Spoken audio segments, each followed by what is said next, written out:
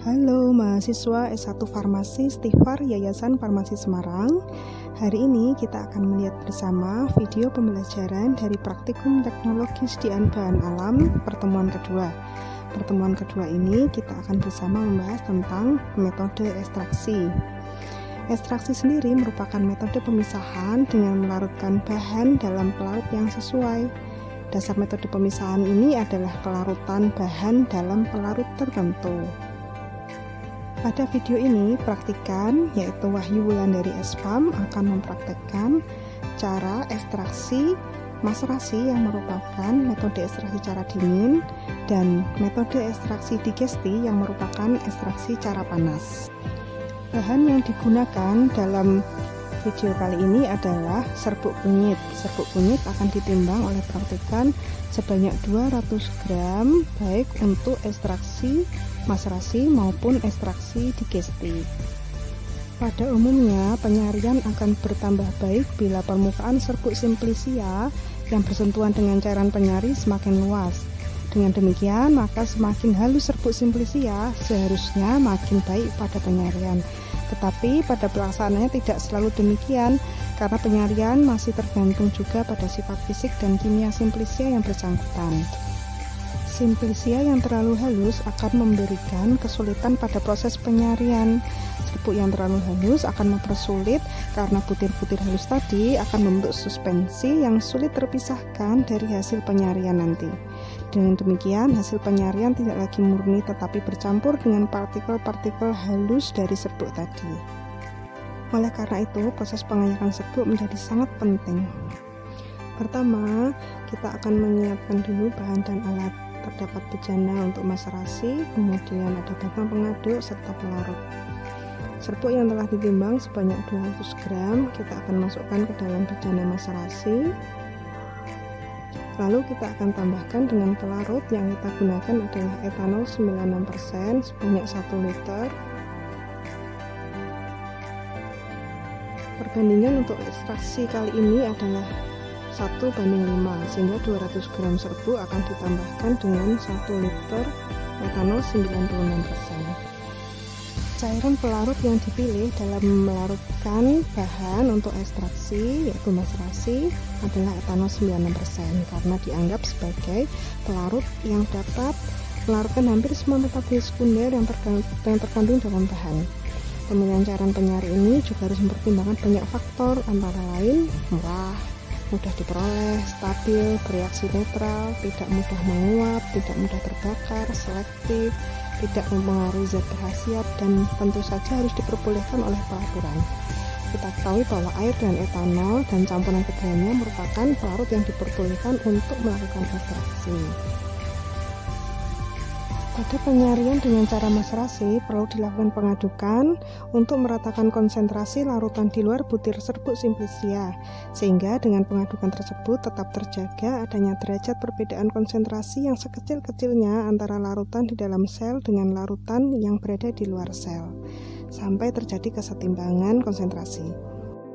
Mahasiswa harus mengingat kembali bahwa maserasi merupakan cara penyairan yang sederhana dilakukan dengan merendam serbuk simplisia dalam cairan penyari selama beberapa hari pada suhu kamar dan terlindung dari cahaya. Kita akan mendiamkan setelah diaduk selama 3 hari. Selama 3 hari bahan direndam dalam pelarutnya, mahasiswa dapat sesekali melakukan pengadukan untuk meratakan konsentrasi dalam bejana. Setelah 3 hari kita lakukan penyaringan dengan menggunakan kain kola seperti yang terdapat pada video. Mahasiswa bisa melihat pelarut akan berwarna lebih gelap pada hari ketiga dikarenakan sudah banyak senyawa kimia dalam serbuk kunyit yang telah tersari atau telah masuk ke dalam pelarutnya. Hal ini terjadi karena cairan telah menembus dinding sel dan masuk ke dalam rongga sel yang mengandung zat aktif. Zat aktif akan larut dan karena adanya perbedaan konsentrasi antara larutan zat aktif yang berada di dalam sel dan yang ada di luar sel, maka larutan yang terdekat yang berada di dalam sel akan didesak keluar dan larut ke dalam pelarut. Peristiwa tersebut berulang sehingga terjadi kesetimbangan konsentrasi antara larutan di luar sel dan yang ada di dalam sel. Metode maserasi memiliki keuntungan peralatan yang digunakan cukup sederhana. Praktikan bisa menggunakan toples sebagai bejana maserasi. Sedangkan kerugiannya adalah waktu yang diperlukan untuk ekstraksi cukup lama karena perlu ditunggu hingga beberapa hari, dan cairan penyari yang digunakan lebih banyak jika digunakan modifikasi maserasi tertentu. Mahasiswa bisa mempelajari lebih lanjut tentang jenis-jenis modifikasi metode maserasi ya. Hasil penyaringan kita sebut sebagai ekstrak cair dan kita akan pekatkan nanti di akhir video. Metode ekstraksi yang selanjutnya adalah metode digesti. Digesti merupakan modifikasi maserasi. Caranya dengan menggunakan pemanasan lemah yaitu pada suhu 40 hingga 50 derajat Celcius. Alat dan bahannya adalah statik dan klem, hot plate dan magnetnya. Kemudian ada bejana maserasi, corong, beker glass, bata pengaduk, kemudian ada elemen fan untuk menutup, kemudian ada termometer, etanol 96% sebagai pelarutnya. Langkah awal yang kita lakukan adalah menyiapkan serbuk yang telah ditimbang sebanyak 200 gram, dimasukkan ke dalam bejana digesti. Kita menggunakan Erlenmeyer ukuran 2 liter sampai dengan serbuk habis dimasukkan, lalu kita akan tambahkan dengan pelarut etanol 96%.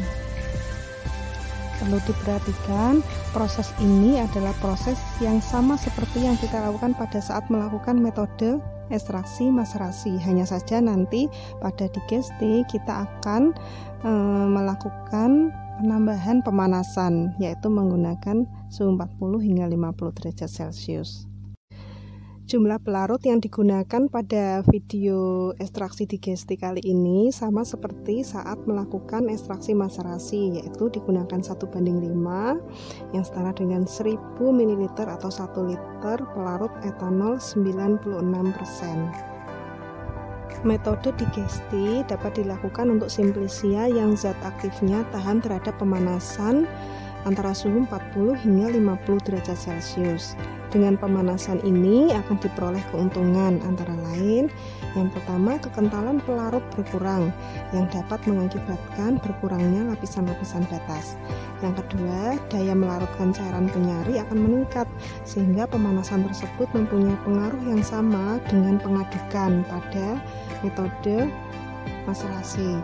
Kemudian yang ketiga, koefisien difusi berbanding lurus dengan suhu absolut dan berbanding terbalik dengan kentalan, hingga kenaikan suhu akan berpengaruh pada kecepatan difusi.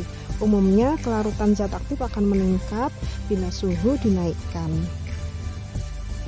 Jika mahasiswa menggunakan hot plate sebagai sumber panasnya, jangan lupa kapsul magnet harus dimasukkan ke dalam bejana digesti untuk membantu proses pengadukan, sehingga praktikan tidak perlu mengaduk dengan tangan dan bata pengaduk secara manual. Kemudian alat disetting pada suhu kurang lebih 40-50 derajat Celcius dan kecepatan atau RPM dari mengadukan disesuaikan. Proses digesti kali ini dilakukan selama 6 jam. 6 jam dihitung saat mulai suhu menunjukkan 40 hingga 50 derajat Celcius. Jika pada proses lain praktikan mempunyai kesempatan untuk melakukan digesti, namun harus menggunakan cairan penyari yang mudah menguap pada suhu yang digunakan antara 40 hingga 50 derajat Celcius, maka praktikan harus melengkapi alat digesti dengan pendingin balik, sehingga cairan penyari yang menguap akan kembali ke dalam bejana. Kali ini tidak digunakan pendingin balik karena kita ketahui bahwa suhu menguap etanol 96% jauh di atas 50 derajat Celcius, sehingga kita pastikan bahwa cairan penyari yang kita gunakan tidak akan menguap pada suhu alat. Untuk memastikan suhu yang berada di dalam bejana antara 40 hingga 50 derajat Celcius, maka praktikan terkadang perlu menambahkan alat lain yaitu termometer untuk membantu mengecek suhu di dalam bejana. Sehingga pada proses kali ini akan digunakan termometer yang ditali pada klem dan statif untuk mengecek suhu yang berada di dalam bejana digesti.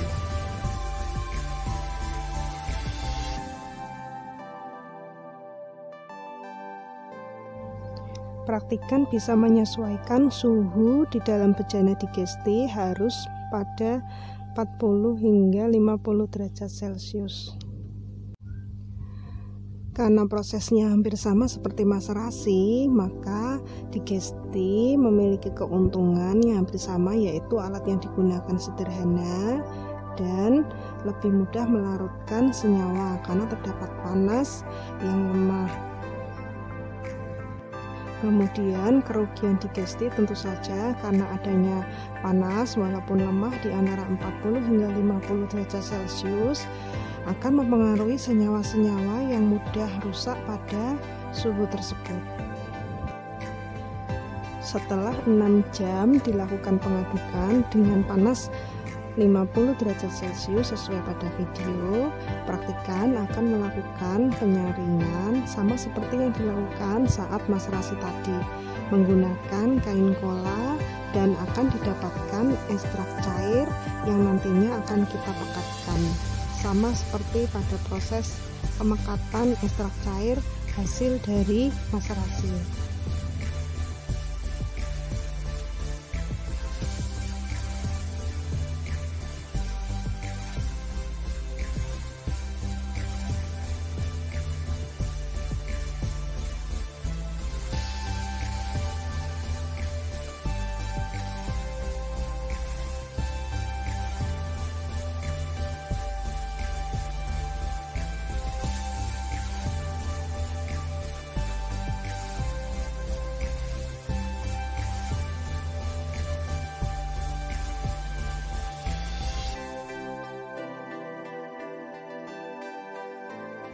Pada proses pemekatan ekstrak, kita akan menggunakan rotary vacuum evaporator sebagai alat pemekatan ekstrak.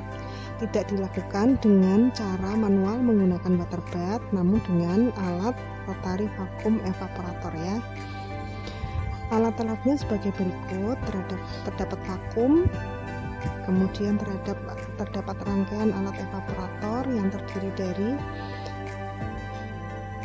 labu sebagai penampung pelarut yang nantinya akan menguap dan kembali karena adanya pendingin akan tertampung dalam labu yang sedang dipegang oleh praktikan. Kemudian kita kunci pada alat rotary evaporator. Kemudian dalam tabung evaporator kita isi dengan aquades. Ingat, praktikan harus menggunakan aquades dan bukan air biasa. Lalu ekstrak cair hasil dari ekstraksi maserasi maupun digesti secara terpisah ya, jadi dipekatkan sendiri-sendiri. Kita masukkan ke dalam labu alas bulat yang nantinya akan dipasangkan juga ke alat rotary vacuum evaporator. Setelah semua cairan atau ekstrak cair masuk ke dalam labu alas bulat, maka akan ditempatkan pada alat rotary evaporator dengan cara sebagai berikut. Mahasiswa harus memperhatikan cara memasang alatnya. Kemudian kita kunci labu alas bulat pada alat rotary evaporator seperti berikut. Lalu kita turunkan labu hingga turun ke bawah, tercelup ke dalam aquades pada tabung alat rotary evaporator. Yang perlu diperhatikan adalah setting suhu pada alat rotary vacuum evaporator. Karena kita menggunakan etanol, maka kita set pada titik didih etanol yakni 70 derajat Celcius. Sedangkan di bagian kiri adalah tombol untuk mengukur RPM dari labu alas bulat yang di dalamnya terdapat ekstrak cair. Perlu diperhatikan putaran tidak boleh terlalu lama dan tidak boleh terlalu cepat. Kemudian tadi adalah proses untuk menghidupkan vakumnya. Nah, ini proses pemekatan ekstrak mulai berjalan. Mahasiswa bisa melihat kecepatan atau RPM yang digunakan untuk pemekatan ekstrak dan suhu yang mulai naik. Etanol akan menguap dan akan tertampung pada labu karena adanya pendingin dan ekstrak akan menjadi pekat. Terima kasih tim yang telah membuat. Yang pertama Bu Endang Dwi, Bu Wulandari, Bu Wahyu Wulandari, Bu Irin Suharsanti, dan Bu Dewi Ramona.